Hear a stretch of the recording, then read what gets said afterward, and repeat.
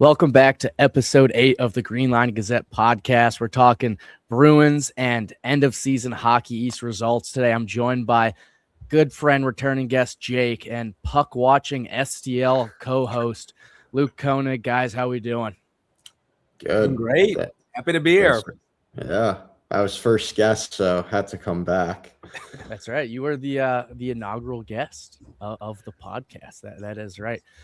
Remember, guys, we're on Apple, Spotify, YouTube, and Substack right now. So tune in on any of those. We're going to be doing a little, like I said, Hockey East talk, some prospect talk, general playoff bracket. You know, that's not fully out yet, but the Eastern Conference is set.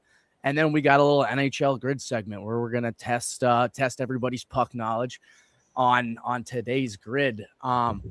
Luke, I wanted to give you a chance to shout out, PuckWatchingSTL. Give the people a little background on where you're coming from. Yeah, puck watching. We've been having that, I think, since February of 25. It's been going well. Obviously, the February of last year was a great time to join the Blues podcast realm.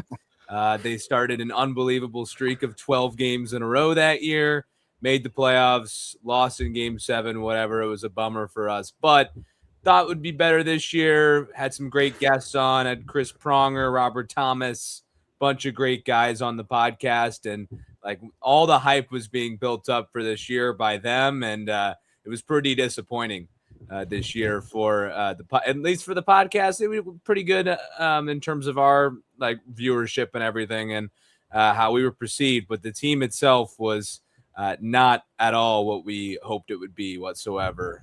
Lots of disappointing stuff coming from a bunch of the guys top to bottom. So but excited to be here, and I know BC hockey, it was hopefully going to save me from all of my disappointment this year, but unfortunately it didn't. But yeah, well said. Yeah, we're gonna get into BC in a second. I think we can call that a disappointing season, no doubt. As for UMass, I guess we'll let Jake give his take on it. But I mean, I don't see why we don't get right into that. So, I mean, right? It's like we already said, it's a disappointment. I want. Pick your brain, Luke. Like, where do you think the wheels fell off? Because I mean, we came riding high off that first bean pot in 10 years, first one since 2016, and then we dropped the last 4 regular games of the season. Right? It was mysterious what was going on inside that building. What are you thinking? I'm trying to put my finger on it too, Luke. To me, it kind of started.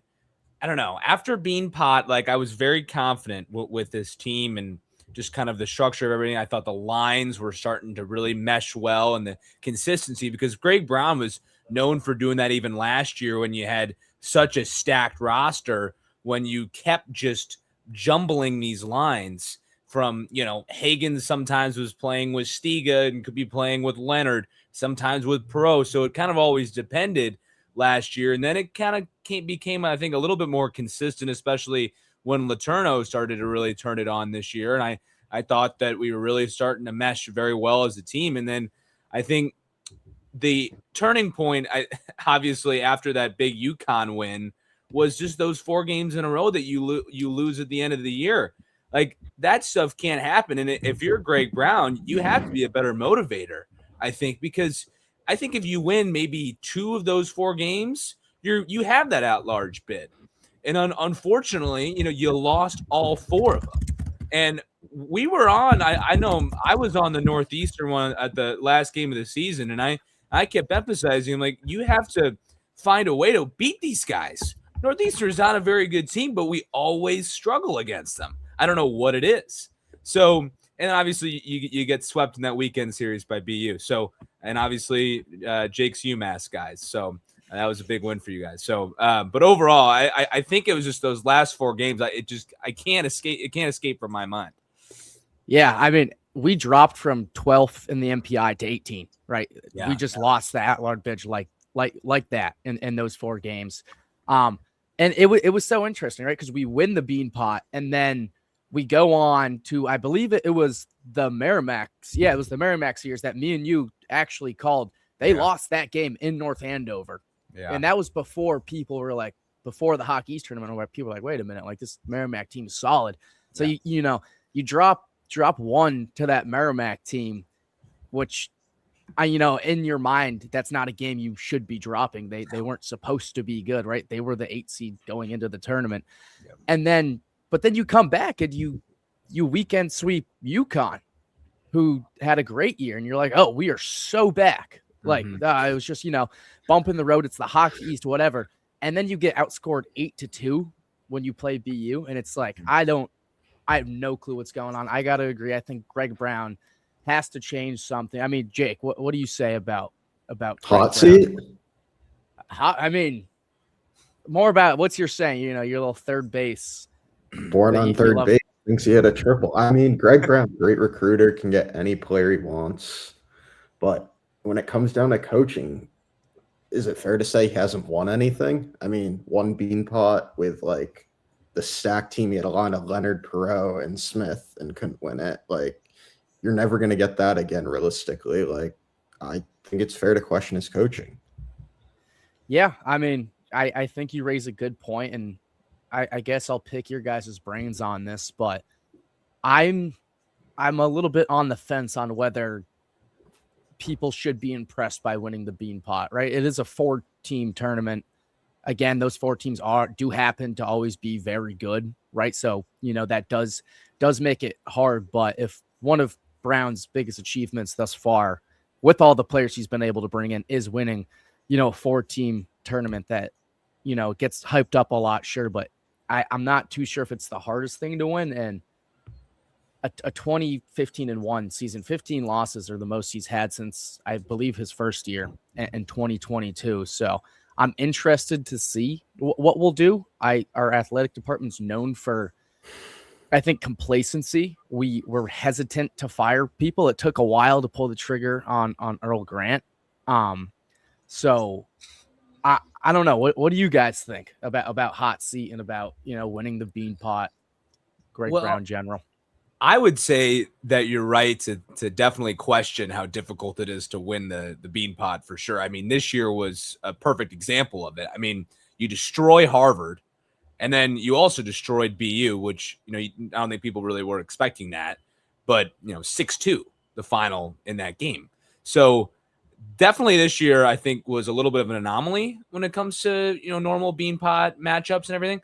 But, it means so much, I think, just for people here. I mean, I said it earlier on this year, like when Perreault and Leonard and everybody leaves and this team is in a very different spot, and Eamon Powell, Jacob Fowler too, you weren't expecting to be the team that we were last year, number 1, pretty much the whole year.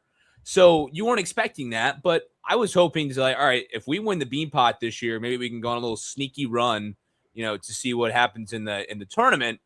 I would kind of be okay with that. So now, I mean, as the season went on, I think you noticed sort of the inconsistencies in what we were sort of predicting, but you also saw a lot of shades of greatness throughout the season. I mean, that sweep of UConn, what you were talking about, obviously the play in the Beanpot. I mean, they had some really good wins, but if it wasn't for the first part of the year where they had those horrible losses, I think like Denver comes to mind for me. Yeah, the 7-3 Denver that was horrendous. Yeah, we just can't seem to find a way to beat those guys either with Northeastern. And then obviously those last 4 that I was telling you. So I don't know if it's just Greg Brown can't seem to, motivate at the beginning, and then once they, figure out a stride to be in the middle, they figure it out, and then at the end they just absolutely crumbled. So I don't know. To me, he's definitely going to be the coach next year. I worry about just the future of the development, as you were saying. Like, he can get players, that. And I think we're going to be really helped next year with Letourneau continuing to be here, hopefully, with all else being said. So I'll be interested to see. But I think Greg Brown's the coach next season for sure. Yeah, I mean, absolutely. And then you mentioned it earlier. I was a little skeptical of the line shifting too, especially late in season, right? They had something pretty good going with that Sondriel Vogt Letourneau line. Yeah. And then I think after the Merrimack series, it's kind of when they really started. And then, things went downhill. So I'm right. You have to take risks as a coach, obviously. right? If you want to be good, especially with perhaps a roster that isn't the most skilled in Hockey East anymore, if you're going to say, you're in a down year, so you have to take those risks. But, a little iffy. But, I mean, I think we'll move to UMass. Jake, I would say disappointing might be an understatement. You had what I would call the easiest walk to a Hockey East championship in quite some time, and just you let it slip right from the fingers. Yeah, it was a tough game for sure. I was at the game at the Garden against Merrimack, and I don't want to say UMass dominated, but they had, I think it was like 10-2 high danger chances, just couldn't find the back of the net.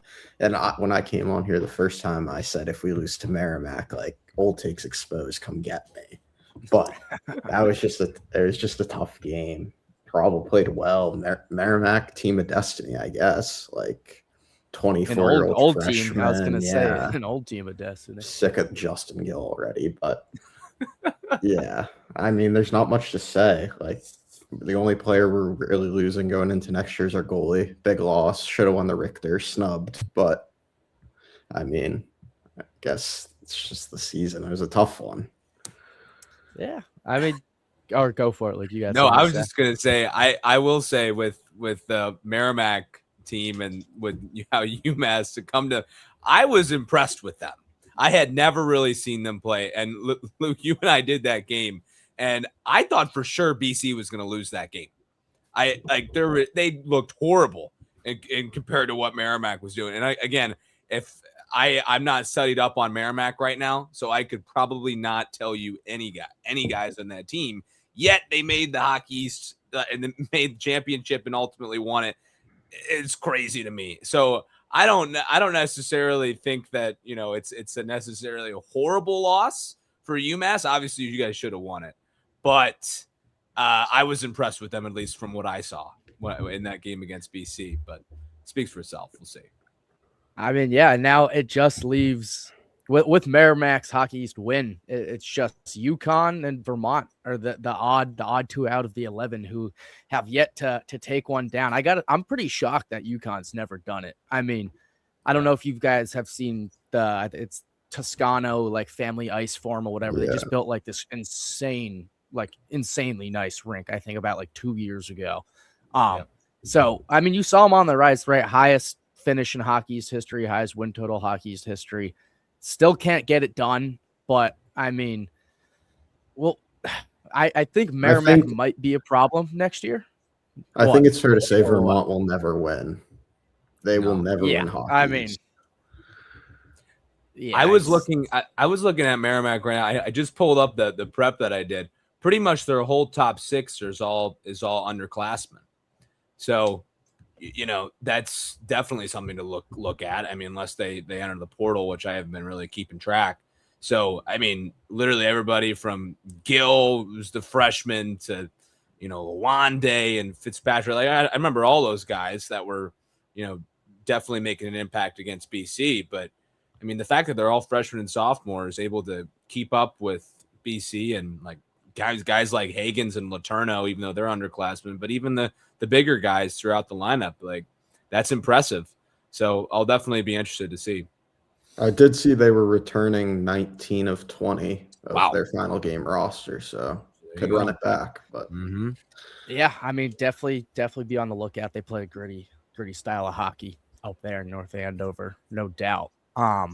But yeah, I mean, so I guess I'll ask the question now. I guess maybe for Luke, Jake, you can give your input as well. But what would you call this season for BC? Right? Is it a success because we took a bean pop, but like you said, this might have been a rebuilding year with a dampened roster, or is this a failure? Is this a Greg Brown late season collapse and classic BC? Not living up to expectations like they have in recent years.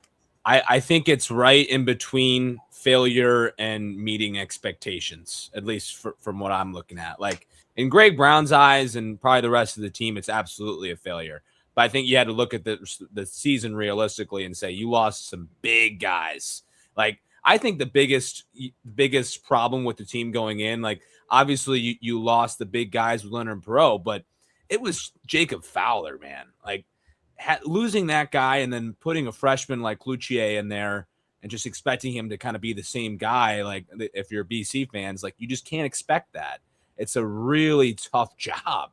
And Fowler just did so well for this team over the course of his career here. So I would say that it's close to failure, but not quite, just knowing that where we were in the sort of rebuild era without those guys. But again, like the reason why I sort of still am favoring failures, because I just thought that this team, from what I saw from them in a couple of games, like they looked like they could win a Hockey East tournament. They could maybe sneaky go into the regionals and wreak havoc. So I didn't see that team in the playoffs, obviously, nor in the last 4 games of the season. So that's where I'm kind of leaning at, I'd say. I would echo what Luke said. Anytime you have a team with 2 first-round picks, Higgins and Letourneau, you have Hemming, who's likely going to be a first-round pick, 2 second-rounders, and Moore and Stiga. Like, that's a loaded team. Not many teams in the country can say they have that much draft talent. So I think them not making the tournament's definitely a disappointment. I'm not sure how far they were realistically going to go. Their back end wasn't that strong. Their goalie was a freshman. He had good numbers for most of the year, but it's hard to win with a freshman goalie in the tournament. So I would say a disappointment. Yeah, I mean, we definitely lacked that depth, especially with our D pairs. I mean, outside of Fortescue, and maybe Minetti, and at times, I will say Minetti, and at times, I wasn't really impressed with a lot of what was going on back there. It'll look a lot different next year, no doubt, right? Skahan, I believe, is now it's Minnesota Duluth, if I'm remembering correctly. Mm-hmm. Obviously Fortescue now with the Rangers, so it'll be interesting to see how we do that. And then we just brought in, I'm blanking on his name now, but from the USHL, this great offensive defenseman who like kind of led. Yeah, I think so. He had like 62 points through 40 something games. So I would expect him to take a huge step in next year. But yeah, I'm gonna air out on the side of maybe disappointment. I feel like that it could be a little harsh to say, but I'll only say that because we looked so good going into that post Bean Pot, and then for it to end the way it did, I don't think you can really excuse that, just throwing away the at-large bid and then not really performing in the Hockey East tournament. It's been tough.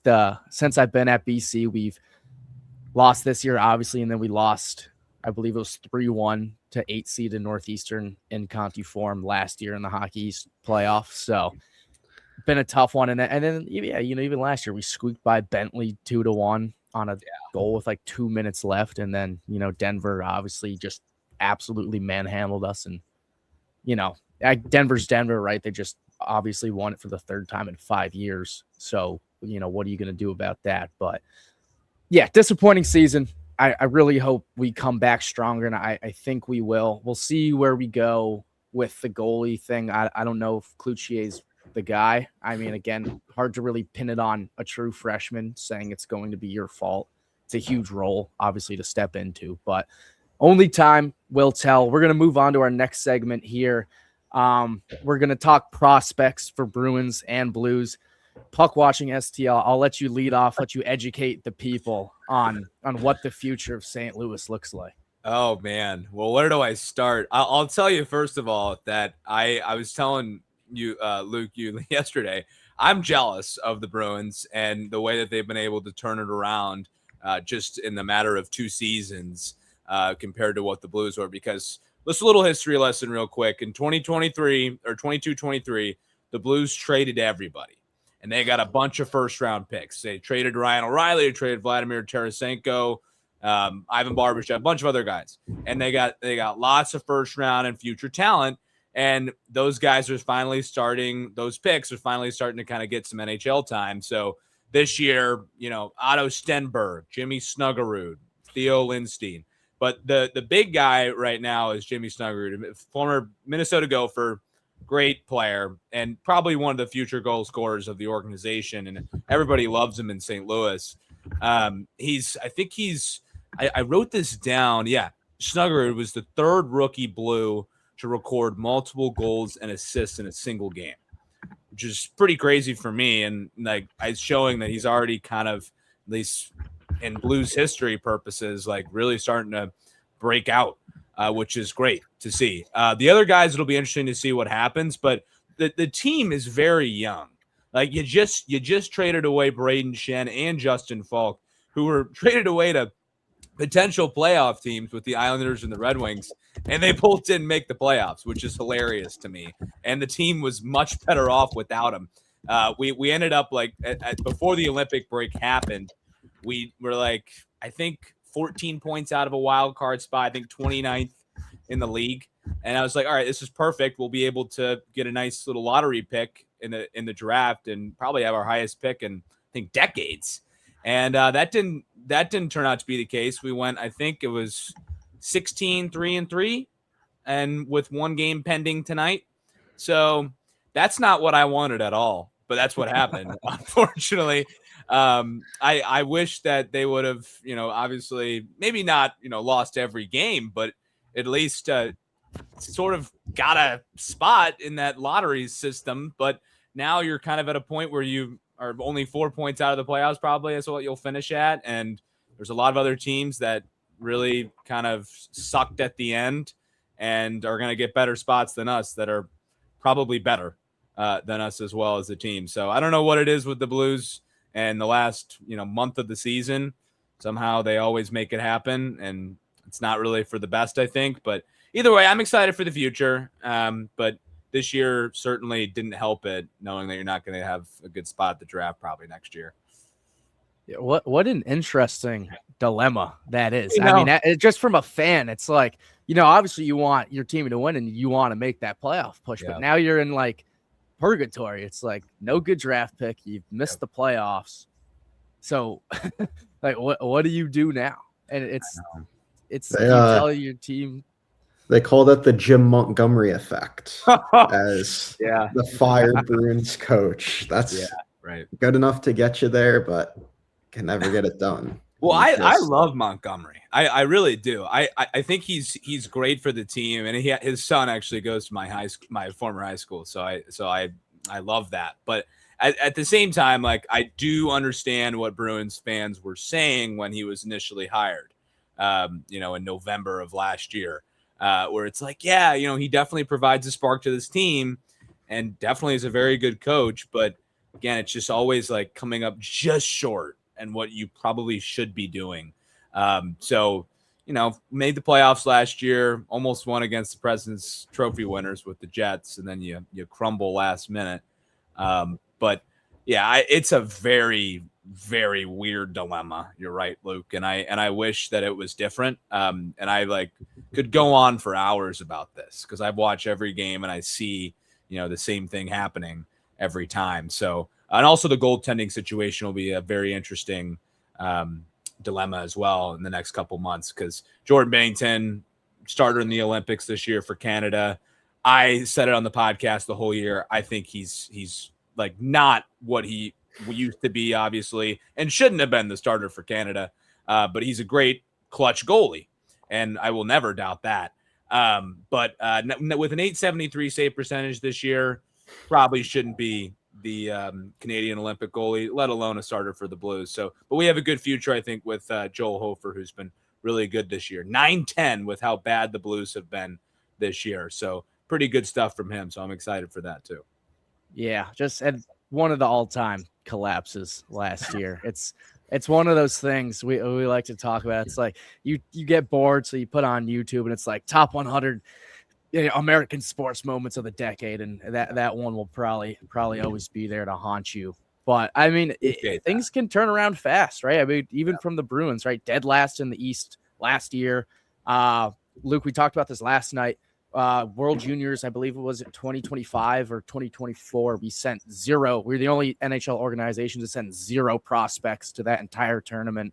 People were freaking out, and now, there's six great Bees prospects on BC alone.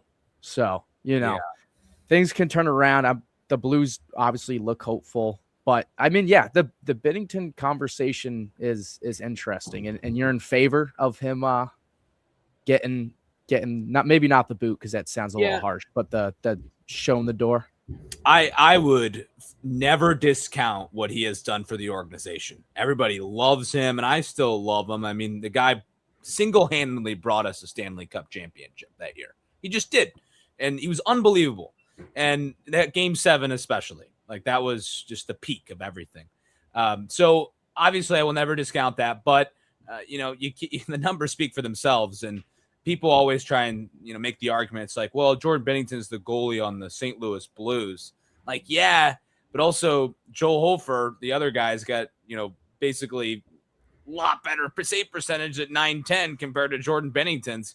So clearly, it's definitely a problem to do with him too. But the problem with them, and this is my last point about the Blues, then you can have your whole Bruin spiel.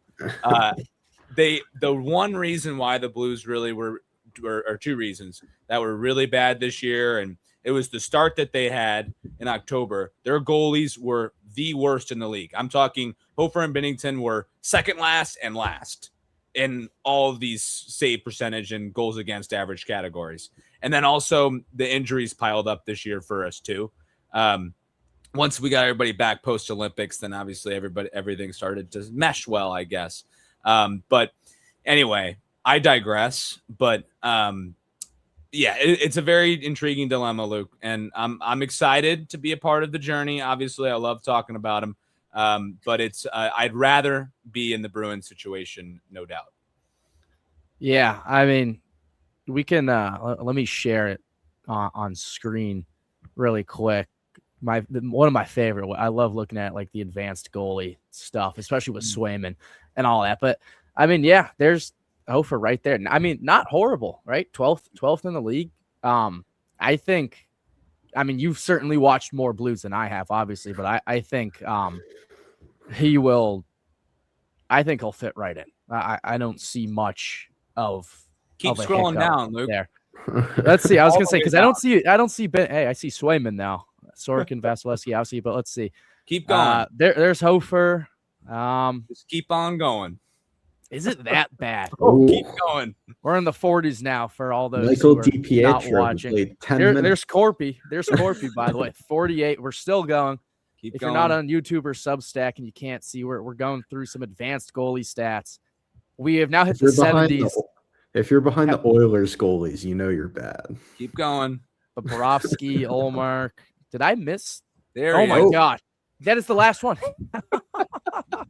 It is. You can't scroll any further. Correct. 96. Wow. Negative 22.4 saved goals above expected. Wow. With 41 games played, 105. Wow. I didn't realize it was that. That is the worst goalie in the league. Correct. According to the statistics, yes. So that must have been a hard to watch. Wow. Jesus. Yeah. I was not aware that he was 96 out of 96. I thought it maybe he was like the second last by now, but yeah, that was the last time I checked was like a week ago. But I didn't want to mention that stat on air, but since you brought it up, gladly we'll hey, Hofer 12, right? So there's not all is lost. 12.2 goals saved above expected there. So tough season for the Blues, no doubt. I guess we'll move to some Bruins prospect talk. Jake, if you wanna lead us off, if you got anything before I go. Well, I've been very upset with Don Sweeney in the past years. He just trades his picks. He can't draft. The infamous 2015 with picks 13, 14, 15 got nothing. But I'll give him his flowers. Past couple years been very good. I agreed with him on trading Marchand. You get the first round pick. You trade Carlo, that bum, for Minton and a first, which looks like one of the best trades in recent memory for any team in the NHL. Letourneau, tough year last year, but as you guys see on a regular basis, played great this year. And just called up Higgins. It's looking good. They got Zellers at North Dakota. think they have 4 first-round picks in the next 2 years. The future's looking bright in Boston, and they did just call up Higgins, which what do you think about that? Because we were talking about this with his ELC. Just a disaster. Like, just when Sweeney has everything going right, he messes it up himself. You call him up with, like, I think they had 10 games left in the year. You sign him to an ATO in Providence. He plays 6 games, and then you sign him to his ELC, and he doesn't even play the first game. Like, what are they doing? They're burning the year to play him. It'll be a real test on Saturday when they play Buffalo if Higgins is in the lineup. If not, I think Bruins fans will be very upset with what's going on.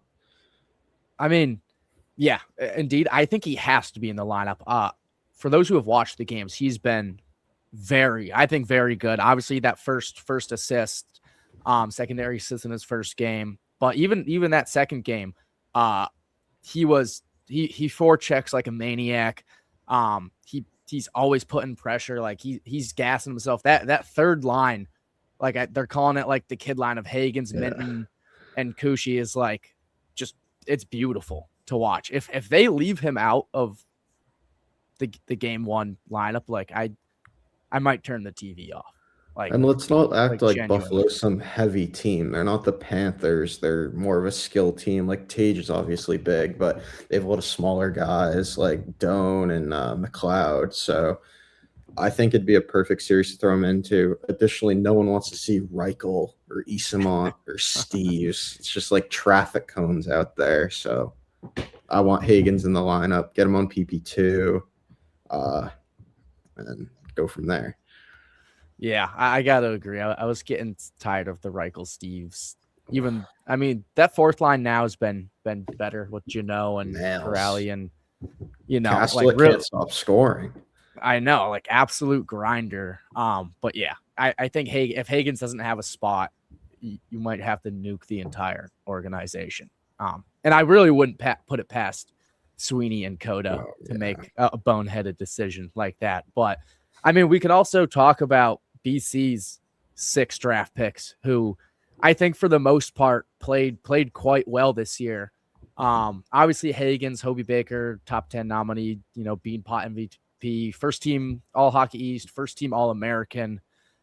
Dean with his resurgence season, 22-17 on the year, third team All Hockey East, and then obviously Kostasinski, Jelvik, Gasso, Moore.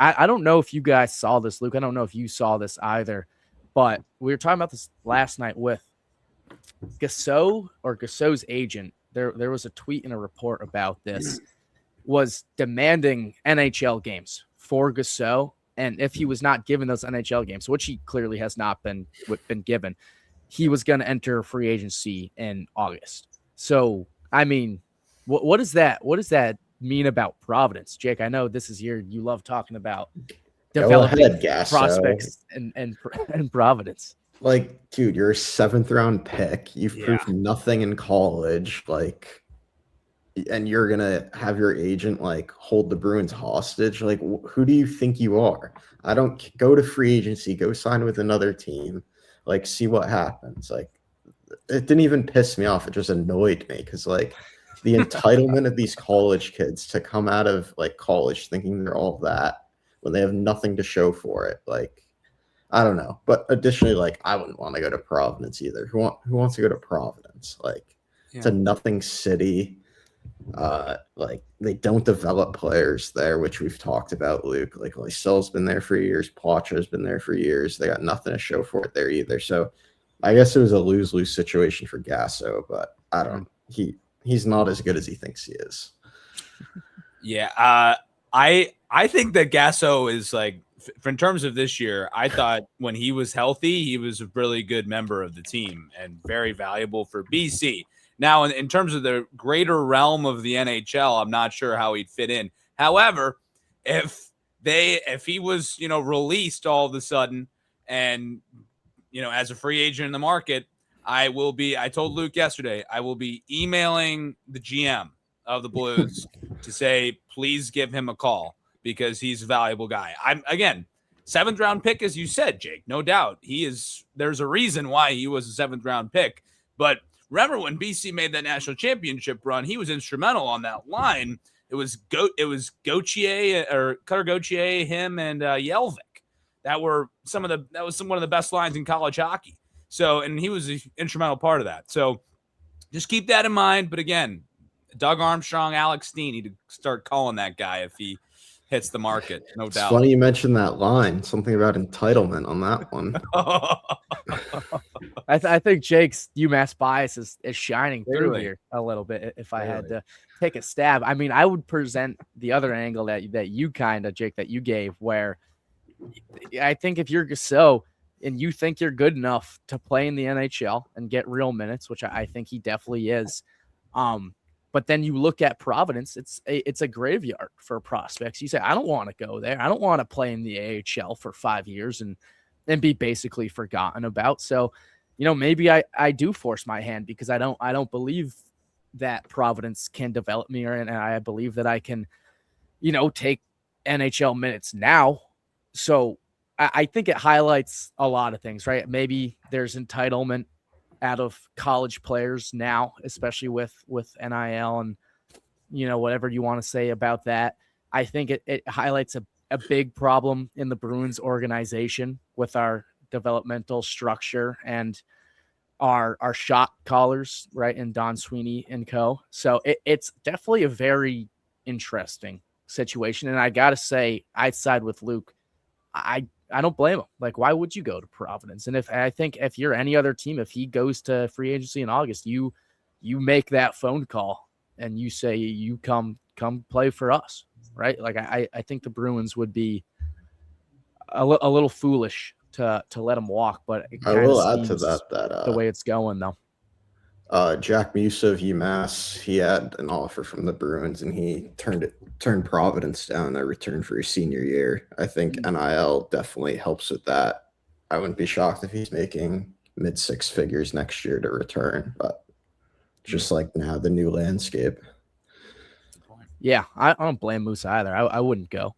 I wouldn't forego a senior year at UMass. You guys definitely will be a strong contender in Hockey East, no doubt. But yeah, you don't want to be developed in Providence. You give them the extra year, and then hopefully you get just the Hagens variation, or you get to go right to the show. But I really wanted Musa too.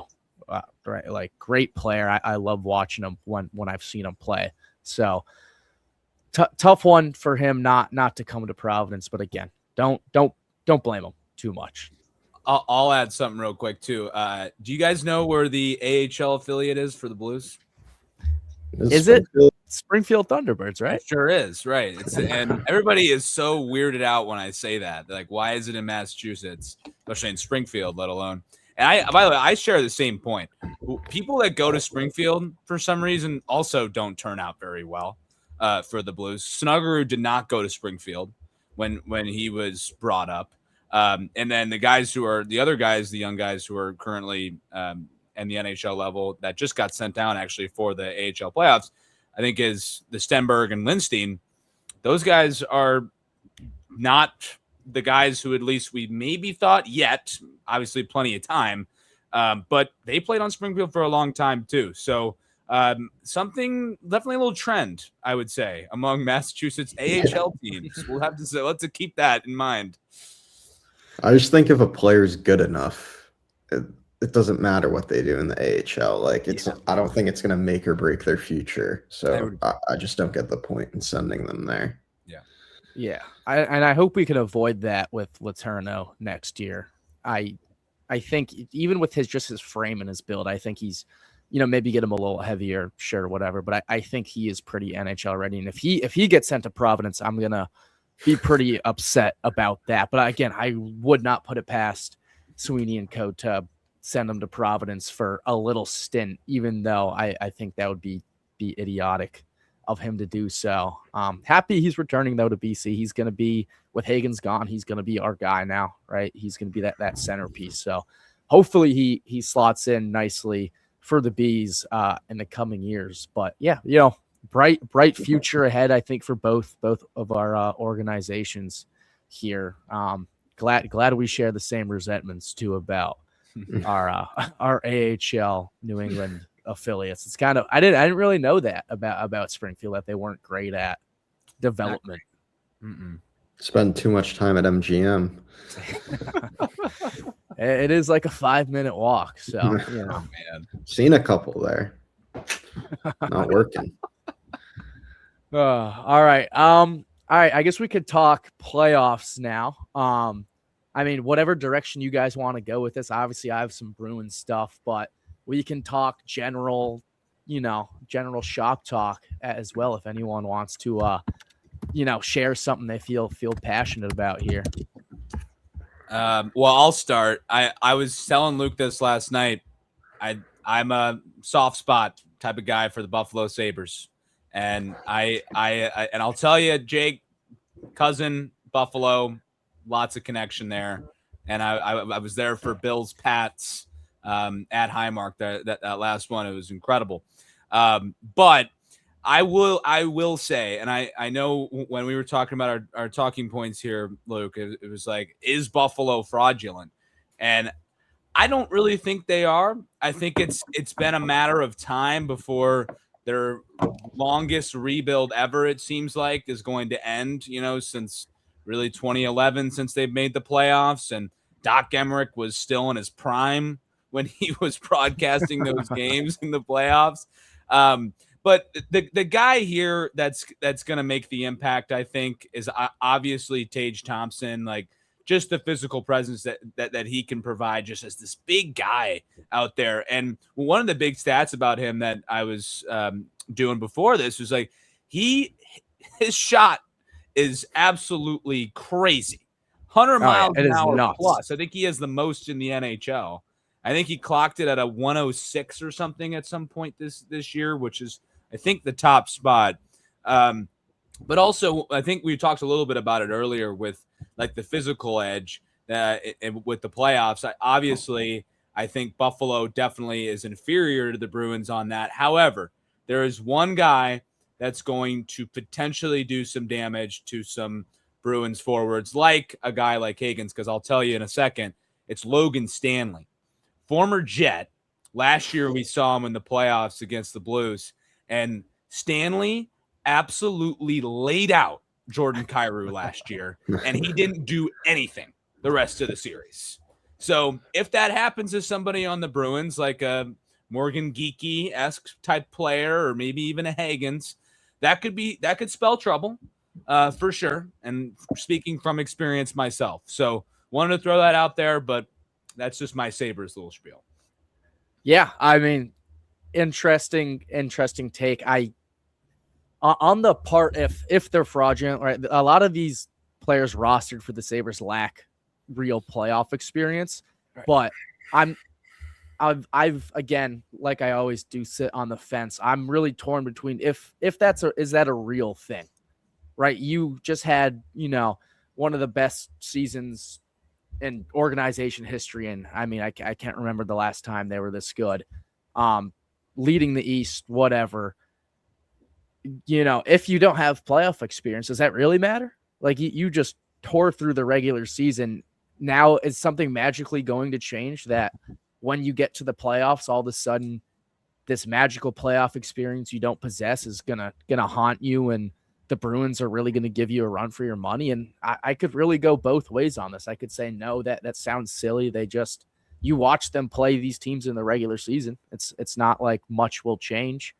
But I mean, at the same time, is the energy at TD Garden for a playoff series, is it more intense than what they've dealt with this year? And are players' attitudes going to change now that it's do or die? I would also say, yeah. So I wouldn't be shocked if the Bruins pull this off. I really wouldn't. But and if they don't, I also wouldn't be shocked. Like, this could really, really go either of two ways. And I think the series you'll get a good sense of where it's going to go within, I think, the first game or two.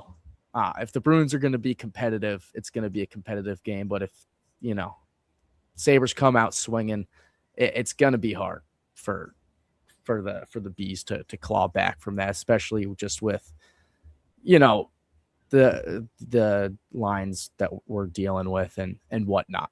But Jake, I'll let you take a rip at this as well if you have any opinions. Well, the first 10 minutes in game one, I think will be the craziest playoff atmosphere we've seen in the NHL in quite some time. Buffalo hasn't hosted a game in, I think, over 15 years. That building, we've seen with the Bills, their fans love to get drunk, love to get after it, and that place will be rocking. But I'm just glad we avoided the Hurricanes. Luke and I, our good friend Will Gase is a big Hurricanes fan, and I just couldn't take it from him for another year. But to go with the Bruins, like, they weren't supposed to be here this year. This is a rebuilding, retooling, whatever you want to call it. Like, they exceeded expectations. Marcus Sturm's did a great job, and I really think this series lines up for them well. They have the better goalie. They have the best defenseman in the series. McAvoy's better than Dahlin. I don't care what people say. And they have the best forward in the series in Pastrnak. Like, I would take my chances that 10 times out of 10. I really think it's going to come down to experience. I know some people don't believe in it. Like, Luke, I think you mentioned that you're kind of hesitant on experience there, but I think it does matter. You look at the teams that have won, it's taken them a couple years to get over the hump. The Bruins, as Bennington owned us in 19, but we've been there. We've gotten in the playoffs. We don't win the cup, but we're a winning franchise, and I ultimately think that's going to carry over and help us reach the cup. And additionally, like Luke mentioned, the Hagans getting hit by Stanley. I think the Bruins are set up to deal with that well. We have Zadorov and Kastelik, who are first and second in the league in penalty minutes. We have Tanner Jeannot, which Matthew Tkachuk has famously said is the toughest guy to fight in the NHL. Our fourth line's huge. Our decor is big. Like, I don't think there are going to be too many guys taking shots at Hagans. Yeah, I know that's actually a good point. Especially with Zadorov. Like, I feel like anytime I catch a Bruins game, just watching it in the room with a bunch of the other Bruins fans here, I can tell you that guy's in the box. So that's not surprising, and I agree that he can definitely be a good deterrent for sure. But I will say, like, everybody's kind of saying, I think the consensus is that I feel like Jake's saying the Bruins probably should win this, and I think Luke's probably more with me with, like, yeah, this probably could go either way, and I think that too. So I think what ultimately that comes down to is game-changing stuff like hitting, what we were talking about, but also special teams, I think, for me too. And Sabres penalty kill is pretty good. They're, I think, fourth in the league. I think they're at 82%, and I think that sounds, 82.1. And Bruins power play, not pretty good as well. So if you have that matchup, good penalty kill against a pretty good power play, that'll be very interesting to see throughout the series too. So I think it will come down to sort of those plays. And I think even the Sabres, like you mentioned, the goaltending matchup, and I agree, Jeremy Swayman, far and away the better goaltender in the series, much more experienced too on big stages. But last time Jeremy Swayman was in the playoffs, that 2023 year, correct? 2023. Yeah. Was he starting for the team? Or the was infamous platoon? I think Olmark started, then they went to Swayman. Okay. So I guess my theory is that I'll be very interested to see where Boston goes. Like, Korpisalo has played really well for this team too. And I, like, every time I catch Bruins game again, I see him playing really well in net. So to me, like, if these first three games, I would say, if say Bruins are up 2-1 in the series, or maybe even down 2-1, and Swayman needs a rest, I would not be shocked if Korpisalo gets a start in this series at all. I don't know how you guys feel about that, but we were talking about that a little bit in the room last night. It was like, how is the goaltending matchup going to do? So, I think Swayman's very, very well proven, no doubt. But is he going to play if it's a full 7-game series, which I feel like it could be at least 6, maybe. But will Swayman play all those games? I don't know. Yeah, I mean, and Corpy got some good runs in. We rested Swayman last 2 or 3 games of the season. He had the shutout against the Devils. But just from watching, again, it was a small sample size for these last couple of games when he was getting real runs, but his rebound control was pretty bad. His glove work was not, I was not impressed by it. I think he's serviceable if Swayman, something happens to him, or if he needs a game off, or if, you're kind of getting shelled and it's still a game, you put him in. I think you could. But I'd like to stick with Swayman. I mean, right. We'll see. We'll see how it shakes out. But, and then to your other point about the power play. So Bruins are about 8 or 9, depending on what, website you're looking at. Consistently 8 or 9. You said the Sabres have the 4th penalty kill. For the Bruins, or power play, excuse me. For the Bruins and the Sabres on the other end, it's a problem. You have the Bruins are 24th in penalty killing in the league, which is horrendous. It's been a problem all year. The Sabres power play, or Sabres penalty kill, is I'm getting myself confused here. Excuse me. I'm talking in circles. Too many numbers. Too many numbers and too many stats. Sorry, the Sabres power play is 21st in the league. So again, not great, but the Bruins 24th on the penalty kill. Glad I sorted that out. It'll be an interesting special teams matchup because they each are playing to each other's strengths here. But if you're the Bruins, your power play was very strong at the beginning of the season. Now towards this back half, especially after the Olympic break, again, we've been playing a ton of games because of this break. It's been lackluster. So Jake, you said it earlier, but do you now look to move Hagens into a spot? Or do you look to make changes, or is it not worth messing up the chemistry that your top unit has already? So it'll be interesting to see how that shakes out, no doubt. But I think the Bruins power play numbers are the most misleading stat. If you've watched them this season, their power play is dreadful. They cannot get in the zone. They cannot hold on to pucks. They're just lucky they have Pastrnak and Geeky, who are 2 of the best shooters in the NHL. That's how they score. But, of course, the last 2 games, the 2 games Hagens has played, you want to see him on the power play, get him some reps. They haven't had one in either of the last 2 games. So, I mean, I think it'd be tough to throw him in there cold turkey, put him on PP1. He'll probably get PP2 time if he plays, if I had to guess. But then going off Luke's point with the goaltending, Korpisalo is a guy that will win you games. If you play well in front of him, he'll stop the puck. He'll save some high danger. He'll probably let up 3 goals, but you have a chance to win. Swayman's a guy that will steal you games. Your team can be dreadful, and he's just so athletic. He's so talented in there that when he's on, there's not a lot of goalies I'd take over him. And that's really why I like the Bruins. Pekka Luukkonen, I've seen him play a lot. He lets in a lot of soft goals. I feel like he's kind of a head case back there. And so and when in the playoffs, it comes down to goaltending. And what really scares me, though, is Alex Lyon is on the Sabres. I think he's their 3rd goalie. He may be hurt. But if he comes in, is he done for the year, do you know? I don't know if he's done for the year, but I know for the last couple games he's been out. Because what he did with the Panthers in that run, he's done it to the Bruins before. It would just terrify me if he was in that net. But I'm not really scared of their starting goalie. Yeah, I mean, and Swayman, right, is a guy that's going to steal games. Absolutely right. 28.8 goals above expected average. Good chance to win the Vezina, right? I wouldn't be shocked if that happens. So I'm excited for Swayman. I think he's a big game player. I think he showed it. He's got that athleticism.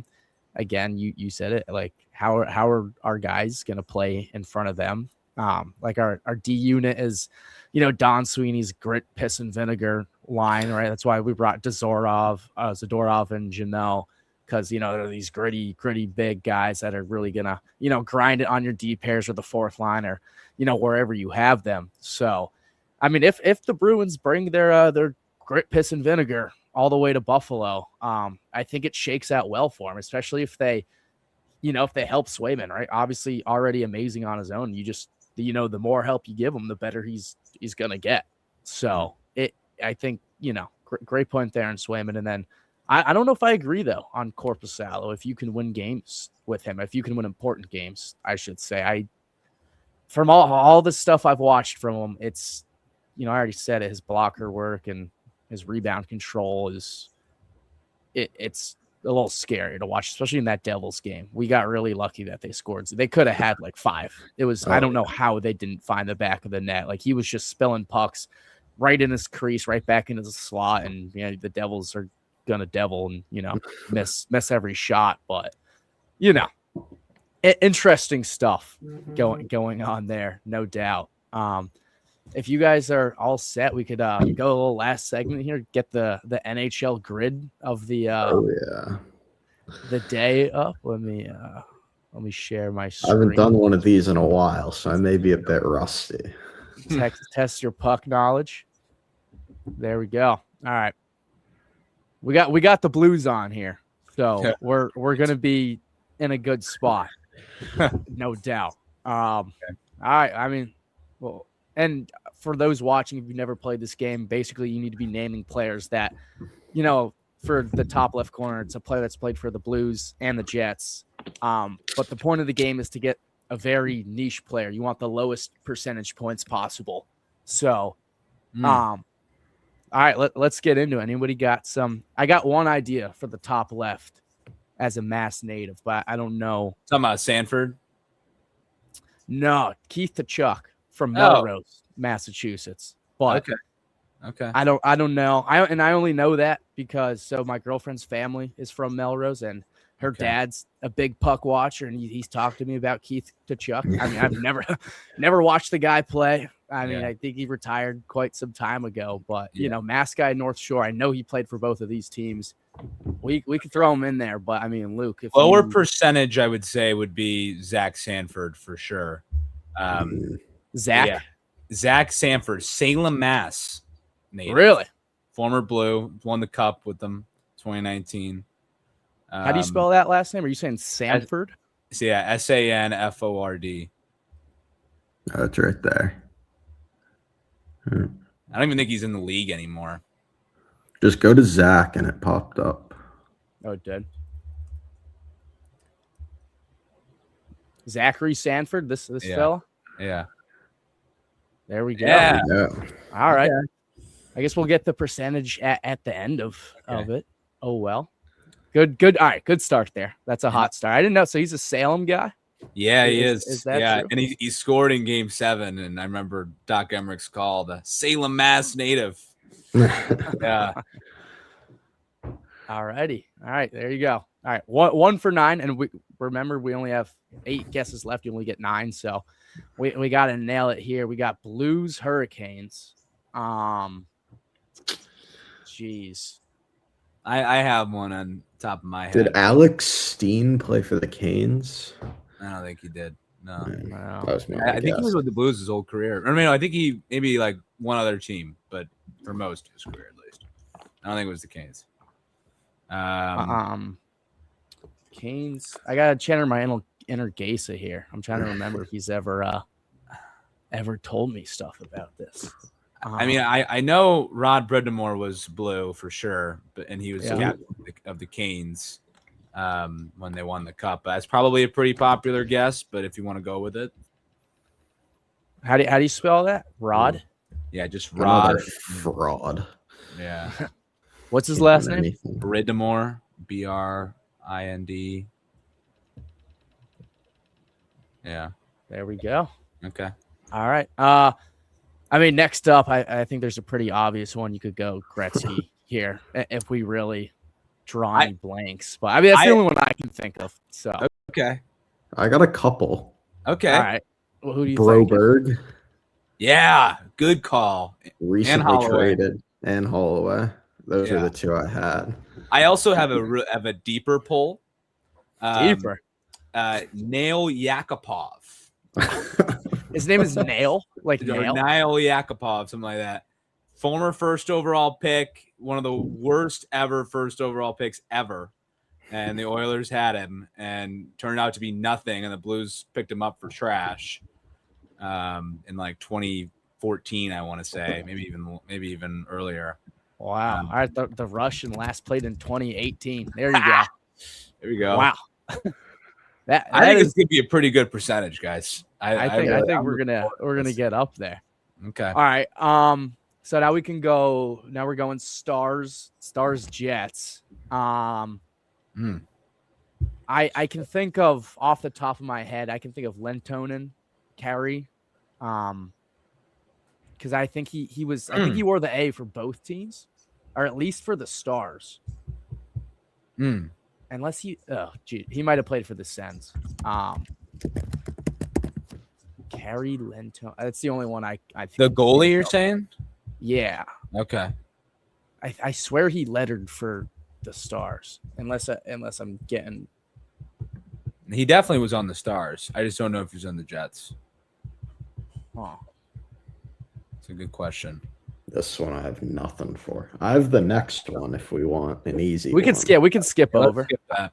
Stars Canes. Rantanen. Yeah. Is that going to be too high of a percentage? I mean, it's a lot, but It's probably pretty high. and unless anyone can think of anything else, I cannot. I've drawn blanks here outside of Rantanen too. So.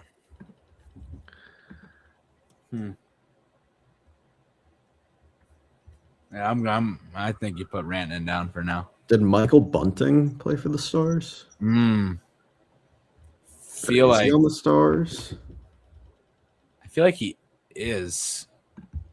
I think We could throw it up there and try. We could also hold off on it. I mean, we definitely have Rantanen if we really need it. Yeah. Okay. Do you want to try? How confident are you, Jake? Let's say 50%. I'd send it though. All right, I'm clicking Bunting. Wow. Oh, Okay, there you go. Jake. Great pull. Fuck knowledge. Wow. It's about all you're gonna get out of me, but All right, an Oiler and a Star. I have a former Bruins goalie from like late 90s. Moog. yeah. Andy Moog. That's the only one I can think of here, just because he was on the Bruins. But That's a good call. I mean, we can go with that, but Go with it. Yeah. that's all I got. This one, so the next one will be fun. So we could come back to this Jets one later. But all right, so 30 plus goals in a season. I feel like we could get pretty deep into the bag here. I mean, there's obviously some obvious. There's answers. Shifley and Connor, which are layups, but we can get deeper than that.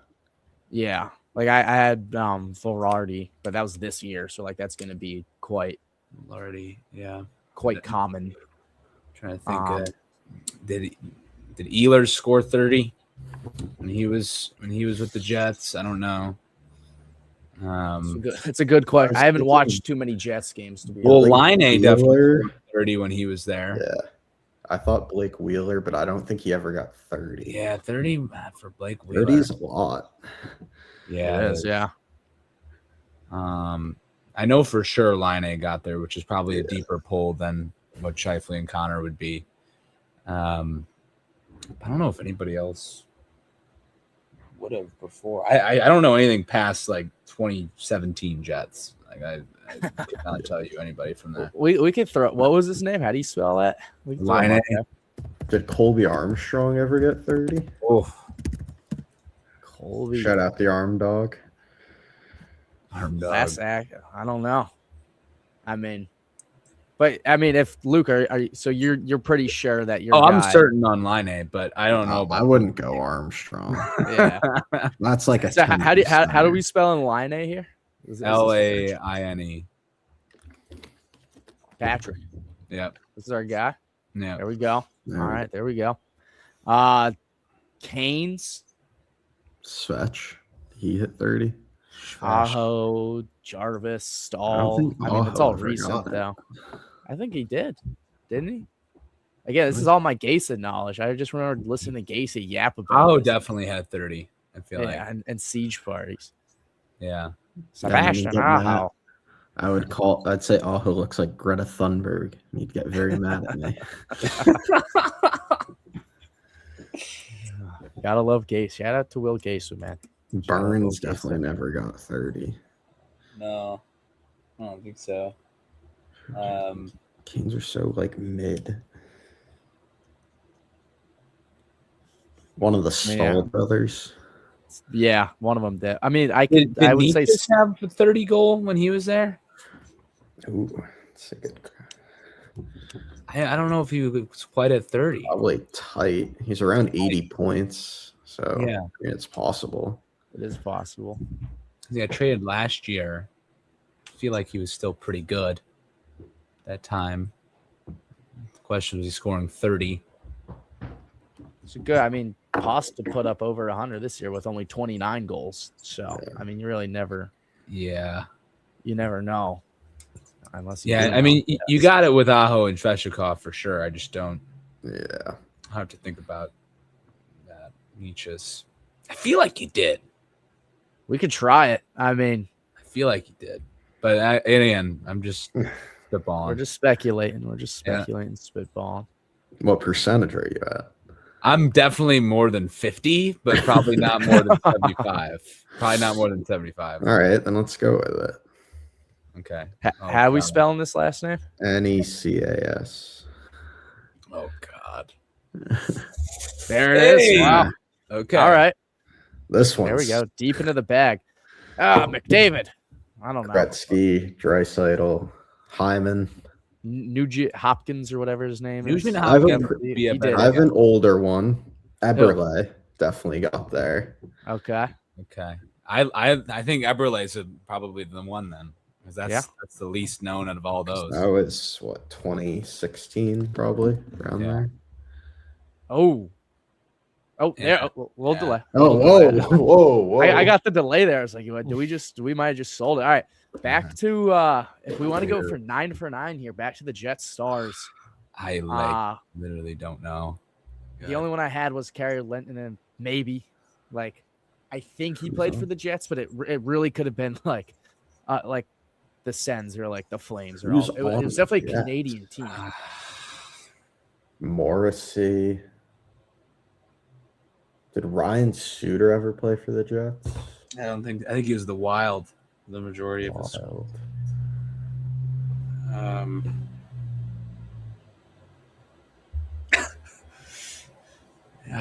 Man, I mean, dude, the Jets are kind of just like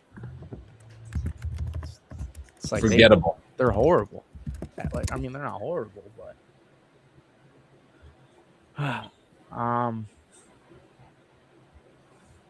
one of the Dillon brothers. I don't know.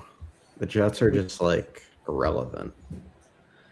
No, well, that's my problem. I think Lennon played for him, but it literally could have been one of those other like irrelevant team. It could have been like the Sens or like it was just. I know he played for the Stars, and I know he played in Canada for not one of the good Canadian teams. And I want to say it was the Jets, but like I'm not super confident on that. So I'm probably at like a 35-40%, but I don't know. I mean, if we have nothing else, then yeah, I'm at a loss. And I shouldn't be. This is the Central Division, but I just cannot think of anybody. Oh, we can. Let's see. The only like Stars I know are the current ones, and then like Louis Eriksson, Sagan. Man, I mean, we can go for it, but yeah, just try it out. Go with it. What a miss this would be. Oh my God. Dude, 9 for 9. Wow. All right, there we go. Good percentage too. Where's the? I don't know if this does it give a percentage on this. Maybe this one doesn't. Oh, I don't know. That's a shame. That's a shame because we would be up there. Oh, like no doubt. That's okay. That's a little upsetting. A lot of these grid websites will do like percentage, like all the original grids. Like the Immaculate Grid does. Yeah. That's on me. Perhaps I picked the wrong, maybe I've been using the wrong website. But it's a fun exercise, though. Yeah, a fun little brain teaser for you to end off the episode. Well, I think that's all we have here. Good little hour plus long episode as we launch ourselves into the NHL playoffs and look forward to a hopeful BC and maybe UMass season next year. Thank you again for joining. Thank you, Puck Watching STL, Luke Koenig hopping on, Jake Hanieski making his second appearance for the Green Line Gazette. We will be back within the coming days to do an NBA preview. Celtics taking on 76ers round 1. That's always good cinema. So thank you again. Remember, follow us on Instagram, listen, Spotify, Apple, YouTube, and Substack. That's all we got for now. Thanks for tuning in, and we will see you next time.